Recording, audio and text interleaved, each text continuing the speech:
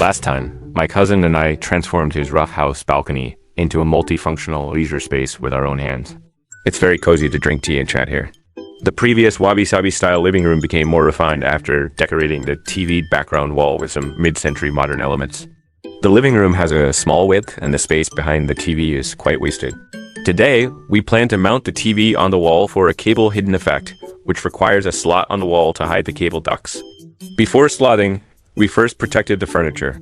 We found a second-hand water saw, connected it to a water pipe, and sprayed water while sawing, but the dust was still heavy. The dust decreased after increasing the water flow the second time, but the muddy water increased. Next, we prepared an electric hammer to carve out the slot along the marked line. It felt easy at first, but as the saying goes, no accident is expected, but an accident is likely to happen. I accidentally drove the hammerhead into the concrete plastic pipe, but it was not a big problem. Fortunately, we had a small electric hammer to rescue the big one, and we finally pulled it out after much effort. Then we prepared a 50mm PVC pipe, connected elbow joints to both ends, and embedded it in the wall, one end for incoming wires, the other for outgoing wires. We used a miter saw to cut off the protruding parts so that it would fit perfectly. We mixed concrete with putty and used quick-drying adhesive to fix the pipe in the wall. After it dried, we sanded off the dirty and uneven parts, and we could sand off an extra layer. Then we patched the entire wall area with putty, applying it slightly thicker. After drying, we sanded it with sandpaper until it blended seamlessly with the wall. The upper hole is behind the TV, the lower hole is behind the TV cabinet, and the middle part is hidden. Next, we painted the entire wall. The most important part today followed, installing the TV wall mount.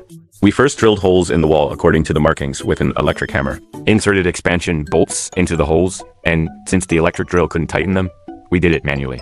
This made the mount so secure that even an ox couldn't pull it off. The other half of the mount was fixed to the TV.